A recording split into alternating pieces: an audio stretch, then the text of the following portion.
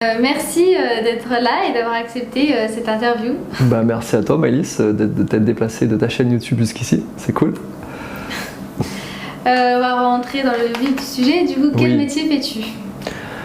Oula, déjà comment me définir à partir d'un métier? Ça c'est plutôt la question que je me serais posée moi-même, parce que si tu veux je suis vachement polyvalent. J'aime beaucoup le côté créatif, je suis très évasif aussi dans ce que je fais, j'ai énormément d'idées. Du coup, je me définirais pas par un métier, mais plutôt par des caractéristiques plutôt créatives, tu vois. J'aime aller dans une direction, avoir une idée, essayer de la matérialiser, puis passer à une autre idée, puis faire évoluer mon business ou bien ma chaîne perso, tu vois, c'est vraiment jamais figé. Mais si je devais donner un mot, je dirais entrepreneur. Voilà, c'est vraiment ce qui me caractérise le plus. Depuis combien de temps fais-tu ce métier? Ça fait maintenant, ouais, ça me rajeunit pas, ça fait presque 15 ans que je fais ça quand même. 15 ans que je suis web entrepreneur et j'ai créé ma première structure en 2006. D'accord. Et qu'est-ce qui te plaît justement dans ce métier? C'est le challenge avant tout, tu vois, le fait de partir de rien et d'essayer d'atteindre des caps. Le fait de se planter parfois pour aussi tirer une expérience de ces difficultés et les surmonter, parce que ça c'est très enrichissant sur le plan personnel, sur le développement perso d'ailleurs, parce que plus tu galères et plus après tu trouves les ressources pour passer justement au-dessus de tes galères et en faire une force. Et je crois que j'ai bien expérimenté ça en la matière, tu vois, même dans différents domaines, notamment sur YouTube, et c'est ça qui me plaît vraiment profondément, tu vois. Et pourquoi avoir choisi ce métier? Parce que en fait j'ai toujours eu, j'allais revenir, deux mains gauches quoi. Depuis que je suis tout petit, j'étais un élève, on va dire incompris, plus jeune, dans le sens où tu vois j'étais vraiment jugé par mon environnement, que ce soit les profs, les élèves. Après automatiquement tes parents, vu qu'ils se calquent sur le modèle des profs, ils viennent à te juger en disant bon mon fils, écoute, tu réussis pas dans les études, on va peut-être te mettre en apprentissage. Donc apprentissage, moi j'avais peur, je dis manuel, faut que je fasse des trucs, faut que je touche des trucs, faut que je construise des murs, faut que je porte des casseroles, ça va être compliqué là, tu sais, dans ma tête je me disais bon écoute, t'es tellement en défaite scolaire qu'il faut que tu fasses un truc, tu vois. Donc j'ai commencé à faire plusieurs métiers manuels qui ont été pas forcément très concluants, dans le sens où ça a été des échecs à répétition, hein. J'ai fait 7 apprentissages en tout, donc 7 CAP.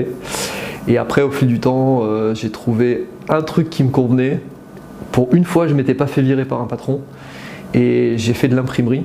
Et ensuite j'ai fait une école d'art graphique, donc là j'ai rebondi et j'ai passé un petit BEP tranquille voilà, dans les arts graphiques. Donc tu vois, à la base je suis pas du tout prédestiné à être chef d'entreprise ou à manager des équipes ou bien créer une académie pour les académiciens qui nous regardent aussi. Voilà. Comment as-tu eu ce déclic? Ah putain, ça c'est chaud comme question. Le déclic il est venu à travers la souffrance, je dirais. C'est pas très joyeux, mais à la fois, j'ai tellement souffert qu'il fallait que je trouve une alternative pour être accepté dans ce monde. Et la seule possibilité que j'avais, tu vois, c'était justement de faire un truc qui me convenait. Je sentais que j'avais un potentiel en moi, tu vois, mais je savais pas comment l'exploiter. Comme la plupart des gens d'ailleurs, tu sais, on est un peu bridé par ça. On a cette flamme à l'intérieur de nous, mais on se dit mais comment je vais la matérialiser? Comment je vais la mettre en avant? Et quand on a trouvé le fait de matérialiser, il y a un truc qui se crée dans notre système, c'est le soulagement, tu vois. Tu te dis waouh, je suis plus jugé par le regard des autres. Il n'y a plus personne qui me dit quoi faire. Je me fous de ce que pensent les gens, de ce que je fais. Et là, tu as une forme de liberté qui s'instaure. Parce que dans notre système, tu vois, je m'étale un peu parce que c'est un sujet important. Dans notre système, on est tellement calqué sur le regard de l'autre pour réussir que finalement, on n'avance jamais. Et la seule motivation et le moteur qu'on peut avoir, c'est notre intuition, tu vois. C'est laisser notre ressenti avancer avec le cœur pour trouver des solutions qui nous ouvrent des portes. Là, je sens que je te parle, là, tu le ressens profondément, c'est cool. Que disent tes parents par rapport à ton métier d'entrepreneur et de vidéaste? Alors, il y a 2 phases à ça. La première, c'est t'es fou. La deuxième, c'est bravo. Tu vois. Mais par contre, il y a 15 ans d'écart entre les 2 phases. Et du coup, est-ce qu'ils te soutiennent ou est-ce qu'ils t'ont toujours soutenu? Alors, ça a été très compliqué avec mes parents, plus avec mon papa, qui est quelqu'un de très manuel et assez cartésien. et qui aurait voulu que je fasse comme lui, tu vois, genre un cuisinier exemplaire, genre Top Chef, etc. Tu vois, peut-être une carrière là-dedans. Alors, je sais déjà que tu me vois à l'avance sur Top Chef et que tu sais que ça sera un échec cuisant, c'est le cas de le dire. Mais tu vois, il aurait vraiment aimé que je fasse ça, et au final, je me sentais pas, parce que c'était pas moi, puis j'étais trop dans mon monde dispersé pour faire un truc trop manuel. Du coup, ils m'ont soutenu, mes parents, mais dans les moments très difficiles. Mon père a toujours été là dans les moments extrêmes, parce que j'ai fait vraiment de grosses conneries. Et si tu veux, dans les grosses conneries que j'ai pu faire, ok, je me faisais lyncher à chaque fois quand il venait, tu vois, mais à chaque fois, il m'aidait. Il disait, mais tu déconnes de faire ça, c'est pas possible, t'as fait ça, mais non. Il devenait fou, il venait me chercher au commissariat, à l'hôpital, etc. Et au dernier moment, il y avait quelqu'un, tu vois, il était là parce qu'il comprenait qu'aussi, cette souffrance, elle était aussi liée aussi un peu à l'éducation, tu vois, un peu à mon mal-être, et ça n'a pas été simple à gérer. As-tu un objet fétiche ou un porte-bonheur que tu as toujours sur toi? Oui, toujours sur moi. Mon porte-bonheur, c'est le cœur. C'est mon plus bel objet fétiche. Pas de matériel, pas de chichi, tu vois. Moi qui suis un ancien joueur de poker, même de temps en temps je joue en amateur, tu vois tous les mecs qui mettent des petits chichis sur leurs jetons dans l'espoir de gagner le jeu, tu vois. Et au final, à chaque fois qu'ils perdent, c'est merde. Et puis tu vois le chichi, il a traversé la pièce et il est à l'autre côté. Et toi, tu dis, ouais, bravo. Les jeux, ouais, c'est ça. Il vaut mieux croire en soi et éviter de croire à ce qui se passe à l'extérieur de nous qu'avoir un petit chichi genre qui t'apporte, tu vois, le trèfle à 4 feuilles, quoi. Ça c'est trop atypique pour moi. Et je l'ai vite compris. Pour ça, tout ce qui est superstition, tout ce qui est parfois croyance, etc. Là, c'est plus de mon ressort. Tu vois, je ne m'encombrerai pas avec ça. C'est grosso modo, c'est ça. Combien d'entreprises as-tu créées? Oula, j'aurais posé la question suivante. Combien d'entreprises as-tu coulé? Ça me correspond plus. Oui, parce qu'il faut savoir que j'ai coulé plusieurs boîtes avant d'arriver ici. Ici, entre guillemets, sans prétention, dans le sens où j'ai réussi à créer des entreprises, notamment la dernière qui me permet de vivre de ce que je fais. Mais effectivement, j'ai créé plusieurs boîtes. J'en ai coulé plusieurs au départ, parce que j'avais pas d'acquis théorique, pas d'acquis pratique. J'étais très freestyle, j'avais un atout énorme, c'est la communication. Je savais parler, je savais manager, j'avais un caractère bien trempé aussi. Du coup, paf, évidemment, tu montes ton fichier client, tu arrives à exploiter une équipe, tu arrives à te développer, tu vois. Mais par contre, à côté, j'étais une quiche en comptabilité, en gestion, facturation. Je me souviens un jour, il y avait un comptable qui était venu me voir pour une réunion, tu sais, il me dit, Monsieur Macario, il faut que je vous dise, bon, là, accessoirement, l'entreprise n'est pas forcément hyper bien gérée.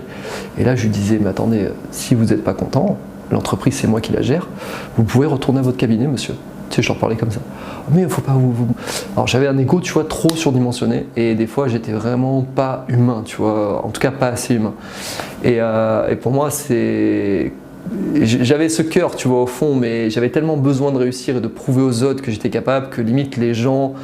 Peu importe s'ils me donnaient leur avis, j'essayais de m'écouter au fond de moi, et parfois je me plantais souvent sur certains points, ça c'est clair. Quel conseil donnerais-tu à un futur entrepreneur? Persévère, vraiment. Deux axes en fait, la persévérance, et n'écoute pas les autres qui te disent que c'est pas possible. Deuxième point. Si je devais rajouter un ingrédient, je dirais: vis ta vie comme tu dois la vivre. C'est-à-dire comme toi tu as voulu la vivre et pas comme on a imaginé que tu la vives. Donc sois créatif, balance, envoie-toi, sors de ta zone de confort, sors de tes peurs, tu vois. Ça, c'est vraiment un entrepreneur. La plupart des entrepreneurs qui ne réussissent pas sont dans la majorité, c'est ceux qui restent dans une dynamique comme tout le monde, tu sais. Les mecs dans les cases, qui sont très conformes à la société, et quand tu exprimes ton côté anticonformiste qu'on a tous en nous, tu vois, ce serait faux de le dire, on a tous un côté rebelle en nous, c'est juste qu'on l'a tamisé avec les années, de l'adolescence au côté adulte, on l'a tamisé parce qu'il a fallu être un citoyen bien comme tout le monde dans la société qui s'intègre, tu vois, et c'est ça le problème. Que penses-tu des personnes qui te critiquent et qu'est-ce que tu voudrais leur dire si tu avais un message à leur dire? Les paroles sont parfois, on dit, sont plus impactantes que les cris, et du coup, voilà. Ouais, alors ça aussi, je dirais qu'il y a deux écoles, tu vois. Il y a la première qui est la critique constructive, qui est dans le sens de t'aider. Et la deuxième, c'est la critique destructive, qui est dans le sens de te descendre. Et il faut dire que je suis passé par les deux phases, et à la fois j'ai eu plus la phase 2 pour me descendre, me démonter, que la première.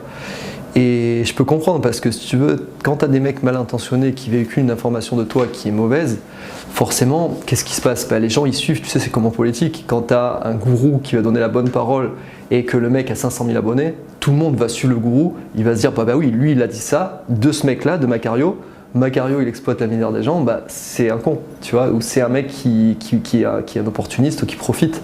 Et au final, on se rend compte que, et bizarrement, tu vois, les gens qui me rencontrent comme toi, après, ils ont une toute autre vision quand on se rencontre en vrai, et même sur les liens de confiance, on se rend compte que finalement, tout ce qui est dit à l'extérieur, c'est une vaste connerie souvent parce que c'est virtuel.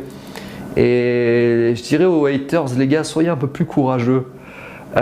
Passez au-delà de votre écran pour critiquer les gens. Venez frontalement, venez nous voir, venez on en discute et apprenez un petit peu comment l'auteur, quelles sont les réelles intentions de l'auteur. Vraiment, soyez courageux les gars. Voilà. Voilà, petit message. Comment fais-tu pour avoir du temps pour toi et gérer ton entreprise? Quelle technique emploies-tu si tu en as une? Alors j'ai appris les techniques d'automatisation, moi qui étais le mec le plus désorganisé de la planète en mode procrastination continuelle, tu vois, vraiment, genre tu sais, tu ouvres ta boîte aux lettres et t'as un paquet comme ça jusqu'au plafond de la boîte aux lettres, tu vois ce que je veux dire? Ouais. Et tu traites tes papiers 2 mois après, apparemment tu t'identifies pas mal. Tout le monde pense que beaucoup c'est ça. Et ouais, c'est ça. Et en fait, je me suis mis à l'action un jour, je me suis dit, bon, il y a 2 solutions. C'est toi, tu continues et jamais tu arriveras à faire quelque chose de ta vie, ça c'est évident. Et pourtant, avec toutes les idées que j'ai, je me disais, mais c'est pas possible. Tu sais, avant, j'étais frustré, je me disais, mais attends, mais t'as 150 idées à, je sais pas, à la minute, j'exagère peut-être un peu, mais à la journée, déjà c'est pas mal. Et sur les 150 idées que t'en as pas une que tu fais aboutir. Je me suis dit, il y a un problème là. Et à partir du moment où je te jure, où j'ai vu le problème dans le sens inverse, je me suis dit mais si tu n'arrives pas à faire aboutir, c'est parce que tu es désorganisé, il faut que tu apprennes à canaliser. Ça a été un effort énorme pour moi parce que moi qui suis tête en l'air à la base, on m'appelait Jean de la Lune plus jeune, imagine en cours. Et j'étais là, Macario, tu t'as écouté? Oui, vous disiez, c'était ça. Et tu m'étonnes qu'à chaque fois j'allais sur la directrice où j'étais décalé parce que en fait je faisais pas exprès, c'était mon cerveau qui était ailleurs. Et quand j'ai commencé à canaliser, j'ai commencé justement à réussir à avoir une discipline, tu vois, mais ça a pris du temps. Et après je me suis servi d'internet pour automatiser les tâches qui m'ont permis de vivre de ma passion sans forcément avoir la tête dans le clavier toute la journée, pour pas dire dans le guidon. Tu vois, j'ai réadapté la formule. Et du coup, au final, ça me permet de m'extraire du temps et tu vois, d'être là avec toi ou de faire des travaux sur ma chaîne perso, de travailler sur Héberge un SDF aussi, qui est une activité qui me prend vraiment du temps et que j'aime. Big up aussi à tous les gens qui ont travaillé sur ce site et qui m'ont soutenu, c'est cool. Donc voilà. Comment as-tu commencé ton parcours? C'était chaotique, hein, enfant inadapté, c'est-à-dire je me demandais vraiment qu'est-ce que je faisais sur cette planète. Clairement, je me disais, mais t'es où? Tu vois, j'avais mes petites antennes en mode le chat qui a perdu ses babines et qui cherche un peu son orientation, tu vois. Et le chat a retrouvé ses babines bien plus tard. Limite, je me suis fait greffer des babines pour pouvoir retrouver mon chemin parce que ça a été compliqué. Quand t'es complètement inadapté et que les gens te le font bien comprendre, c'est hyper dur. Il y a peut-être des gens qui nous écoutent qui sont dans ce cas de figure. Tu sais peut-être ce que c'est toi aussi, tu vois, d'avoir traversé ce genre de choses. Et c'est super dur parce que du coup, t'as pas l'impression qu'un jour tu pourras réussir quoi que ce soit. Et en plus, t'as la pression sociale derrière qui te fait croire que dans cette société, pour exister, il faut être quelqu'un sur le plan professionnel. Grosse foutaise, encore une fois. Les gens s'identifient maintenant à leur travail au lieu de s'identifier à leur propre personne, à leur propre valeur. Grave, très grave. Maladie, grosse maladie, schizophrénie. Mais c'est comme ça. Et le pire, c'est que quand tu apprends après, avec plus de maturité, 20, 30 ans après, que tout ça c'est une vaste connerie, tu te dis mais merde, en fait l'enfant que j'étais était tellement pur que pourquoi j'avais perdu cette pureté pour ressembler aux autres, pour m'adapter à un système. Et là tu revois toute ta philosophie, tu changes complètement de cap, tu dis mais attends, si avant j'étais comme ça, maintenant que j'ai compris que l'humain en fait était un peu déréglé, il faut que je revienne comme j'étais avant. Donc c'est un coup de devenir tripolaire, voire quadripolaire, hein, ce genre de truc au bout d'un moment, tu vois. Je comprends qu'il y a des gens qui partent en dépression, en burn-out, qui font des maladies psychosomatiques, tu vois, parce que c'est très difficile de gérer ça. Quelle formation as-tu suivi? Moi je t'ai dit, simple BEP. La plus grande formation que j'ai pu suivre, c'est une formation sur le long terme de plus de 30 ans d'expérience de vie. Je dirais que ça c'est la plus belle des formations et celle qui a été la plus porteuse. Et je suis très content d'une chose, tu vois, maintenant, avant j'étais hyper frustré de ne pas avoir fait beaucoup d'études, mais maintenant c'est l'inverse, je suis content de ne pas avoir été trop formaté par les études, parce que du coup ça m'a, tu sais, j'ai ce côté authentique et vrai, tu vois, qui permet, comment dire, tu vois, de ne pas être fake et de ne pas façonner une image. Pourquoi avoir eu l'idée de créer l'Académie des créateurs? Ah bah l'Académie des créateurs, c'était pour moi un vaste programme. D'une part c'était un challenge, parce que je me suis dit, c'est vrai après tout je suis créateur, j'ai plusieurs dizaines de milliers d'abonnés, j'ai réussi plusieurs sociétés et j'ai envie de créer un truc où on se retrouve tous, tu vois, un espace de coworking entre entrepreneurs et créateurs et on puisse bosser ensemble. Et tu es là aujourd'hui grâce aussi à l'Académie, c'est une élève de l'Académie. Et c'est cool parce que justement, t'as essayé de percer un peu le mystère de savoir qui j'étais. Je t'ai certainement séduit à travers différents concepts aussi que j'ai pu mettre en place sur l'Académie. Et cette Académie, c'est avant tout pour moi la continuité de la chaîne perso sur le plan solidaire, mais version professionnelle. Vraiment. Quelles sont tes sources d'inspiration? Je dirais mes parents. Mes parents. Ma mère sur le côté dialogue et psychologie, mon père sur son côté courageux, éthique, persévérant. Ma grand-mère aussi qui a été un bel exemple pour moi parce qu'elle m'encourageait quand j'étais petit, à chaque fois que je me faisais lyncher à l'école ou que je pleurais en rentrant. Elle était toujours là, tu vois, comme en me disant mais tu vas y arriver mon Vincent, t'inquiète pas, tu vois. Et souvent je pense à elle parce que je me disais putain c'était une des seules à croire en moi au départ, quoi, tu vois. Et c'était beau parce que même mes parents ils s'étaient déstabilisés forcément, mais ma grand-mère elle, elle était là. Tu vois, c'est étonnant, mais elle a beaucoup de valeur pour moi et même maintenant je l'embrasse vraiment très très fort parce que je sais qu'elle nous écoute peut-être et c'est génial, quoi. Quelles sont les rencontres qui t'ont le plus marqué et aidé? La nôtre. Tu veux recommencer la réponse? Ça te va? Non. Non, la rencontre qui m'a le plus marqué. Bêtisier, tu mettras la bêtise. Ah non, elle passera sans moi, il n'y a pas de fake ici. Oh, il y a tout qui passe. Non, on laisse comme c'est. La rencontre qui m'a le plus marqué. La journaliste s'éclate, c'est cool. La rencontre qui m'a le plus marqué, c'est. La nôtre, hein, tu peux dire? Oui, la nôtre. Quand j'étais dans les sous-sols d'une imprimerie, tu vois. Ouais, pardon. J'étais avec mon bleu de travail et c'est là où j'ai commencé mon côté manuel qui accessoirement était une petite réussite dans ce côté-là.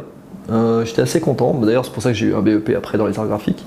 Et j'ai imprimé sur mes machines et puis je faisais mes 8-10 heures par jour, voire beaucoup plus parfois parce qu'on travaillait énormément dans cette imprimerie. J'étais un peu exploité, faut dire ce qui est. Et il y avait un mec qui s'appelait Bernard et Bernard il avait senti un potentiel en moi, tu vois, il avait senti une vraie sensibilité. Et à chaque fois, il venait, tu vois, et je me rappelle, je tirais mes papiers de la machine, et puis Bernard arrivait, et il me disait « Mon Pétou, tu sais que t'as plein de qualités, toi, mon Pétou. Et je suis sûr que tu vas arriver à faire de grandes choses et tout. » Et moi, j'étais là, et je dis « Ouais, ok, Bernard, c'est gentil. » Puis tu sais, je croyais pas forcément en moi, parce que je me voyais jamais maintenant entreprendre, manager, avoir une école pour créer, aider les gens. Je me dis « C'est pas possible. » Et finalement, ouais, il avait raison, tu vois. Et lui, c'est un des rares qui avait vu le potentiel, tu vois, en moi sur le côté artistique, je pense vraiment. Quels sont tes futurs projets sur l'année 2020-2021? Alors, j'ai deux projets qui se rejoignent l'un dans l'autre. C'est d'avoir une forme d'indépendance financière pour profiter encore plus de ce que j'aime, des voyages, d'aider les gens. Des rencontres aussi parce que parfois il faut se déplacer aussi à droite à gauche, prendre l'avion, le ci, le là, faire des cadeaux à ceux que j'aime aussi, pourquoi pas, tu vois. Et qu'est-ce que je crois que c'est il y a de ça qui me tient vraiment à cœur et j'aimerais bien développer le site hébergeasdf.fr encore plus, qu'on puisse en sortir encore plus de personnes de la rue grâce à ça, parce que ça a été une réussite. On a sorti plusieurs personnes maintenant grâce à la chaîne et le site, je suis persuadé qu'il y a déjà des gens qui sont mis en communication ensemble, tu vois. Et ça c'est cool parce que c'est vraiment un système de géolocalisation qui permet d'héberger un SDF, une personne sans abri à la maison. On peut poser une candidature, c'est vraiment bien fait. Donc ouais, j'aurais dit ces deux axes, tu vois. D'accord. Où te vois-tu dans 3 ou 5 ans? Tu tu sais quoi, j'ai appris à plus anticiper en fait. Je vis l'instant, je me dis comme la vie vient, tu vois, je me dis Inch'Allah, laisse-toi bercer par la vie. Et si elle t'amène dans 3 ou 5 ans sur une destination caraïbienne, entre guillemets, sur une île, bien comme il faut, avec les pieds en éventail, tu vois, bah, je me dirais ouais, c'est cool. Mais là, je me prends plus la tête parce que la projection du futur, c'est une maladie mentale. Ça n'existe pas en fait. Et les gens sont malades à cause de ça parce qu'on se projette. Après, tu peux avoir une ligne directrice en faisant un plan, tu vois, de finances, etc., un plan immobilier, très bien. Mais après, se projeter, trop se focaliser, t'es tout le temps dans la maladie de réussir quelque chose. Et au final, tu vis jamais comme ça dans le moment, dans la mouvance de l'instant présent. Et ça, c'est dramatique. Sur quel projet aimerais-tu travailler ? Là, en fait, j'ai une nouvelle chaîne que je suis en train de créer qui se développe plutôt bien. Et c'est cool parce que du coup, elle me permet aussi de transmettre sur le plan de l'entrepreneuriat. Donc du coup, ouais, c'est le projet que j'aimerais bien développer cette année aussi. D'accord. Quels sont les partenariats que tu as fait, et que ce soit avec des marques, si tu as fait avec des marques ou des youtubeurs, tout ça? Alors j'en ai fait énormément des partenariats. En fait, c'est le concept de base que j'explique dans l'académie, c'est comment faire des partenariats croisés, c'est-à-dire un youtubeur que tu vas contacter et vice versa pour que la personne fasse la pub de ta chaîne sur la sienne et vice versa, tu vois. Et du coup, grâce à ça, en fait, j'avais eu énormément d'abonnés au début. J'étais passé sur une moyenne de 2-3 000 abonnés par mois sur ma chaîne quand ça se passait super bien, avant le bad buzz. Et c'était génial parce que j'étais passé chez Frank Ropers, chez Mafia Hunting, des gens qui ont 1 million d'abonnés, puis j'avais fait d'autres collaborations avec plein de monde. Du coup, évidemment, j'avais plein de vidéos positives sur moi chaque jour qui arrivaient sur la toile. Tu sais, j'actualisais la page et je voyais que des vidéos positives. Et ce qui est rigolo, c'est que 6 mois après, j'actualisais la page, tout le monde avait envoyé les vidéos positives et tout le monde avait fait des vidéos négatives à la place. Ouais. Donc t'imagines l'ascenseur émotionnel, c'est chaud quand même. Ouais. Et du coup, c'est à partir de là où ça te fait pas mal réfléchir sur ton image, tout ça, parce que tu te dis, ouais, en fait, on peut vite basculer sur Internet. Et comment tirer une leçon du cyberharcèlement, sachant que d'autres se suicident, et j'aurais pu aussi le faire, tu vois. Mais j'ai décidé de m'accrocher et de combattre, comme je le fais d'habitude, tu vois. Et aujourd'hui, j'ai un grand sourire, je suis là. Et ça pourrait énerver certaines personnes, parce que, tu sais, je suis un peu l'homme à abattre, et ils se disent pourquoi le mec, il arrive toujours à survivre à ces situations, tu vois. Et pour moi, c'est une fierté, parce que le courage me caractérise. C'est vraiment... Pour moi, c'est vraiment la grande qualité que j'ai. Tu sais, on a tous une grande qualité. Ben moi, c'est le courage. La tienne, c'est quoi, par exemple? La persévérance. Ah, ben ça se rejoint aussi. Ouais. D'accord, ben c'est génial. Notamment là, il y a un certain youtubeur, je vais le dire ou pas, on va dire. Max est là. Voilà. Sans vouloir lui faire de la pub. Mais voilà. Non, mais il a pas besoin de publicité, tu comprends. Voilà, mais ça. Non. Il a fait une vidéo qui critiquait tes packs de formation, ta manière de monter, en disant que c'était plus amateur que et voilà. Et ton contenu de formation. Et aussi que tu employais des phrases un peu paradoxales, voilà. Et donc du coup, qu'est-ce que tu penses de tout ce qu'il a dit? Eh ben, je pense qu'il a bien décrypté certaines informations, mais il a fait un peu sa pétasse, entre guillemets, dans le sens où il a remasterisé ça, dans le sens où ce soit publicitaire, ce soit marketé, pour faire de la publicité pour lui, tu vois. Et au final, tu vois, il a pris que les scènes un peu dérangeantes pour en faire une vidéo buzz. Et ça, je trouve ça terrible parce qu'il y a de plus en plus de créateurs comme ça qui, je pense, au fond, sont pas méchants, mais ils ont juste une thématique à exploiter et du coup, ils l'exploitent avec les faiblesses d'un auteur. Et ça, je trouve ça dommage. Après, il faut dire un truc, ça que c'était mes premières formations bêta, tu vois, c'est comme quand tu démarres une activité, au début, t'es pas forcément bon. Et puis 1 an après, ton entreprise a évolué et même toi, t'as évolué et tout a changé, ton produit et service a changé. Donc j'ai envie de lui dire maintenant, on refait une vidéo critique sur l'ensemble de l'académie, sachant que tout le monde est satisfait. Je rembourserai rarement des gens, tu vois. Refais une vidéo critique et fais-la de manière constructive. C'est vraiment la question que je lui poserai. Mais tu verras que s'il refaisait une vidéo critique, ça sera pareil. Il va détecter toutes les erreurs d'un aspect un peu périphérique, tu vois, et il va en déduire que c'est toute la vidéo qui est mauvaise. Les gars, c'est le moment un peu de mettre en avant les qualités aussi. C'est pas vrai ça. C'est ça, ça craint, hein. Je te jure, ça craint. Donc, comment fais-tu face aux critiques parfois virulentes? Comme ça.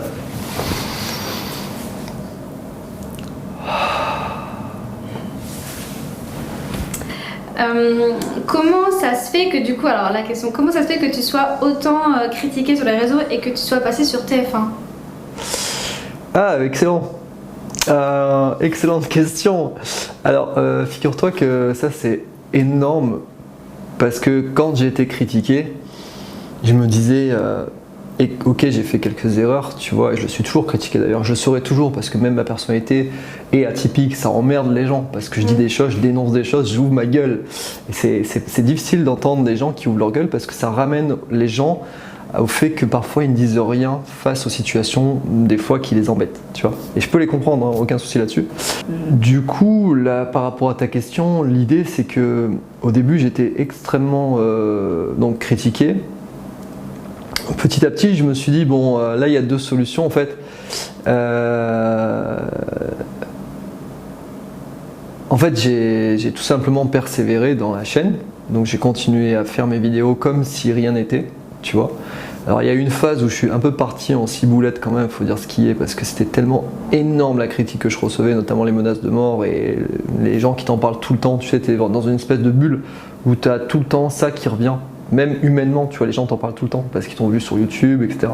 Donc ça, c'est compliqué à gérer. Et du coup, mais ce qui est énorme maintenant, c'est qu'après, quelques mois plus tard, des TF1 m'ont détecté sur le site héberge un SDF. Ils m'ont vu sur YouTube aussi. Et ils ont trouvé ce que j'avais fait assez génial. Et j'ai dit, waouh, tu sais, c'est vraiment cool parce que là, c'est plus des petites chaînes critiques qui critiquent un mec, mais c'est une chaîne qui fait 4-5 millions d'audimat. Et là, ce qui est rigolo, tu sais, tout à l'heure on parlait d'ascenseur émotionnel, c'est que tu te dis, le mec il s'est fait lyncher, il est plus bas que terre, et là il passe sur un média plus gros que les petites chaînes. Et ça c'est juste génial parce que en termes d'image, ça bascule. Les gens se posent des questions, bien sûr, tu vois, ils se disent mais comment des journalistes qui font des investigations beaucoup plus profondes que les créateurs peuvent faire passer un pseudo escroc devant l'écran. Ils prendraient jamais ce risque, tu vois. Et c'est ça qui est génial parce qu'on voit que c'est vrai qu'ils ont, tu vois, TF1 ils ont essayé de comprendre qui j'étais. Ils ont compris le fond du personnage et ils sont pas restés sur la forme. D'ailleurs, je remercie le journaliste qui a fait ce reportage parce que du coup, c'est vraiment cool et même lui, il a pris une forme de responsabilité, tu vois, intéressante à travers ça. Et c'est vraiment cool que des grands médias puissent te faire confiance comme ça. Quels sont tes 3 mots d'ordre dans la vie? Courage, humour. Je pense que c'est important. Parce que quand tu as de l'humour, tu prends pas la vie trop au sérieux. Et obstination, je dirais. Ouais, ça c'est un mot qui me correspond plutôt bien. Je suis plutôt obstiné comme mec, des fois un peu trop même. Mais il faut savoir se mettre des limites quand on est obstiné. Tu vois, il faut savoir se dire bon, écoute, t'as passé ce cap-là, mais on t'a dit de pas y aller, donc n'y va plus. Le problème, c'est qu'avant, j'allais où on me disait de pas aller. Donc à chaque fois, il y avait des problèmes. Maintenant, je suis plus dans la prévention, mais je suis quand même dans l'obstination. Tu vois, j'y vais quoi. Voilà. Qu'est-ce qui te fait peur? Peur de ne plus avoir mon cerveau qui fonctionne comme il fonctionne actuellement. Je dirais avec toutes ces idées, cette créativité, si je perdais ça, je pense que je me perdrais en fait. Genre je serais complètement déstabilisé. Comme si on avait enlevé mes antennes, tu vois. Pour moi, mon cerveau, c'est mes antennes, ce qui me permet de créer sur le plan artistique des choses. Ça, c'est cool, vraiment. Quelle serait ta liberté si tu devais être libre totalement? Ce serait de faire quoi? La liberté pour moi, ce serait de pouvoir faire totalement abstraction du regard de l'autre sur ta propre personnalité et de son jugement. Waouh, ça c'est un putain de programme qui pourrait aider l'humanité vraiment. Parce que tout le monde est tellement calqué sur le regard des autres que ça crée des problèmes, ça crée encore une fois des maladies. Et ça c'est vraiment génial, vraiment. Qu'est-ce que, comme du coup les fêtes de Noël c'est un peu sur le partage, qu'est-ce que tu penses des fêtes de Noël? Voilà, le mot-clé des fêtes de Noël selon toi. Le mot-clé des fêtes de Noël selon toi. Je vais essayer d'être un peu original, tu vois, je dirais la magie de Noël. Voilà, ça c'est original. Et non, après je déconne, mais je dirais... Non, ça peut marcher, c'est ça. Ça marche. Ouais, c'est possible. Je dirais, tu vois, plus le côté convivialité. Tu vois, on se retrouve en famille. Et cette énergie aussi, tu sais, qu'on ressent à travers Noël, quand les fêtes approchent, ça j'adore, tu vois. Et genre, c'est bizarre qu'on ressente juste cette énergie à ce moment-là, tu vois, de l'année. Et je trouve ça tellement beau après de pouvoir partager avec les siens, tu vois, autour d'une belle énergie. Et ça, c'est cool. Et c'est dommage que beaucoup de familles, même sans abri, en difficulté, ne peuvent pas partager ces moments-là. Si moi, je pouvais tous les aider et les ramener à la maison, je le ferais, tu vois, vraiment. Mais bon, malheureusement, j'ai un petit appart, quoi. On va dire, c'est compliqué. Qu'est-ce qui t'a donné envie de traiter ce thème de sensibilisation au SDF plus qu'un autre thème? Mais ça, c'est depuis tout petit. Depuis tout petit, je vois un mec sur le trottoir qui crève la dalle. Déjà, je trouvais insupportable que les gens le snobent. Alors déjà, je comprenais pas avant, mais je me dis, attends, il y a un être humain sur le trottoir, des gens passent et il lui donne rien. Je lui dis, mais même mon caniche, quand il a besoin d'un nonos, je lui file un truc. Et c'est affreux. Parce que là, si on partait du principe que si chacun se mobilisait pour faisait un petit geste, pour donner un petit truc à quelqu'un, en fait, on pourrait déjà irradier une grande partie de la pauvreté dans le monde. Notamment peut-être dans les pays comme l'Afrique, tu vois, qui sont en famine constante. Si on donnait un petit peu de nos richesses personnelles, on n'aurait pas besoin d'attendre après l'État pour que l'État puisse réagir et donner, chose qu'il ne fait pas, tu vois. Autant se mobiliser nous-mêmes avec nos propres responsabilités d'être humain. Ok, t'as un peu d'argent, donne un petit peu à chacun et le monde ira mieux, tu vois. Et c'est ça la base en fait de la solidarité. C'est soit le changement que tu veux voir dans le monde, soit le changement. Quand tu es le changement que tu es, forcément, les autres changent et tu aides les gens. Et pour moi, c'est la base. Donc c'est pour ça, depuis tout petit, je suis sensible à voir les sans-abri. Et puis, vu que la première vidéo que j'ai fait avec Didier, elle a fait le buzz, après, je me suis dit, la direction est bonne, on prend cette direction, on continue là-dessus, la thématique est nickel, elle me passionne, on y va, quoi. Voilà. Que penses-tu de l'individualisme? L'individualisme, c'est une maladie qui est engendrée du fait que notre société nous conditionne énormément à penser à nous avant de penser à l'autre. Donc je peux comprendre que la plupart des gens soient individualistes parce que c'est sauve ta peau avant de sauver la peau des autres. Tu vois, évidemment, comment tu veux dans une société où tu es tout le temps constante pression permanente au niveau moral, au niveau financier, au niveau parfois familial, comment tu veux penser à l'autre si déjà toi tu n'as pas tes besoins fondamentaux? Comment tu fais? Je veux dire, on n'est pas des surhommes, donc évidemment pense à toi. Et quand tu te sens mieux, tu te sens plus serein, aide l'autre, tends-lui la main. Par contre, tends-lui la main. Parce que si tu es bien et que tu tends la main à personne, là c'est de l'individualisme incarné, tu vois. C'est vraiment incarné.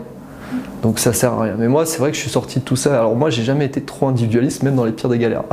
C'est-à-dire j'ai toujours pensé à l'autre avant de penser à moi, tu vois. La vieillesse te fait-elle peur? La peur de ne pas pouvoir arriver à effectuer tous tes projets, voilà. Ouais, ça m'a toujours fait peur de vieillir. C'est peut-être pour ça que je suis resté jeune en fait. Parce que j'ai tellement peur de vieillir que je fais tout pour me maintenir en forme, tu vois. Sport, alimentation, j'évite trop les addictions parce que je sais que c'est vraiment un truc qui te fait vieillir de manière très accélérée. Alcool, drogue. Et du coup, ce qui me fait peur dans la vieillesse, c'est surtout que dans notre société, en fait, on n'accorde pas beaucoup d'importance aux personnes qui sont plus vieilles parfois. Au contraire, on les rejette. Et je trouve ça tellement dommage parce qu'ils ont vraiment une belle expérience, ces gens-là, tu vois, de vie. Ils ont tellement de choses à nous apporter parce qu'ils ont tellement plus de recul sur les choses que j'espère être un petit vieillard, tu vois, genre en mode catalyseur, plus vieux, tu vois, qui transmet, qui continue à transmettre avec une forme de peps. Tu vois, une énergie que j'aime bien, paradoxalement, avec le personnage qui peut être très bizarre, en tout cas très noir d'un côté, c'est Donald Trump. Tu vois, je trouve qu'à son âge, on le traite pas de vieux en fait, ce mec, alors qu'il a plus d'âge, tu vois, il est en mode périmé depuis longtemps, il a passé la barrière des 70 balais. Et ce mec, tu vois, il est toujours, je sais pas, il est toujours dedans. Il a de la jeunesse en fait en lui. Et ça, je trouve ça bien, malgré le reste. Bon, le reste, c'est encore autre chose, mais. Ouais. Ouais, peut-être faire la politique là. Ouais, c'est ça. As-tu reçu des aides sociales pour pouvoir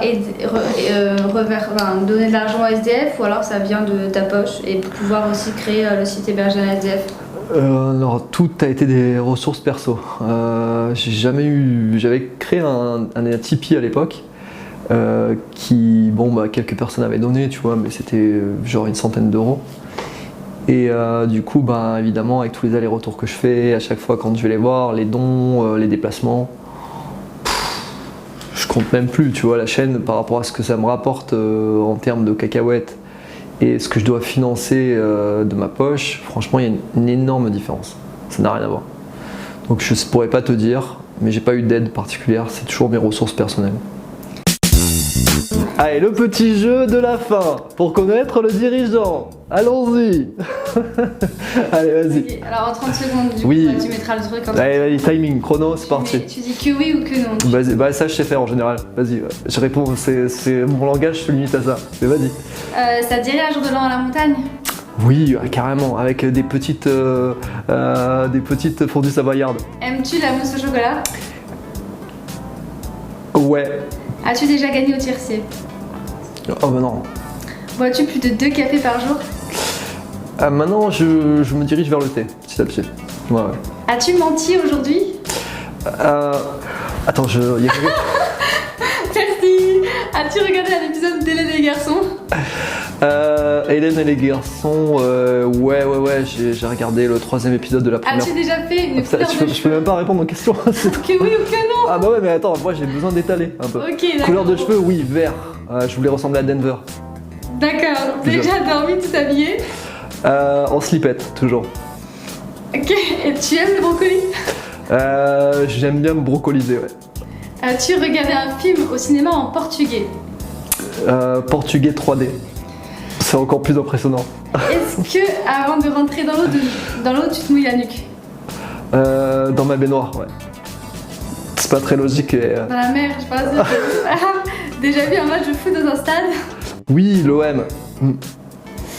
Voilà, du coup après le quiz des couleurs, bon là pareil, tu réponds avec une couleur, on ne divague pas. Donc par exemple ski, si je te dis ski, tu dis bleu, si je dis plage, je dis jaune. Toi. Ok. Donc ski ou plage? Blanc. Ok, bah tu peux choisir la couleur que tu veux. Bien, jusque là j'ai suivi les notices. Alors après, sport collectif, individuel, sport de combat ou relaxation. Voilà, donc tu choisis une couleur. Orange, rouge, taureau, combat, karaté. Ouais, j'avais envie de faire un combo. Ouais, rouge. Ok. Poisson ou viande? Blanc ou marron? Ouais, je suis pas trop un viandard, mais j'aurais dit marron. Marron? Quand même. Ok. Quand même. Thé ou café, orange ou noir? On a choisi une couleur. Ouais, là, on sent que t'arrêtes que tu finisses les questions. Thé ou café? Ouais, thé ou café? Tais-toi, voilà. Tais-toi. Très bien. Ok. Donc, effectivement, quand on vous donne des consignes, des règles, ne respectez pas toujours les consignes, voilà, vous pouvez sortir du cadre et sortir des sentiers battus, ça marche aussi, c'est aussi bien. Je pense que tu doutais que j'allais pas répondre pardon. Voilà, donc merci encore d'être là et d'avoir répondu aux questions. Je t'en prie.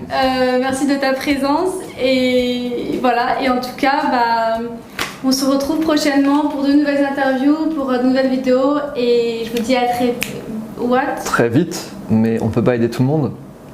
Oui, mais tout le monde peut aider quelqu'un. Voilà. Important. Bye bye les amis et merci aux abonnés qui me suivent. Bisous.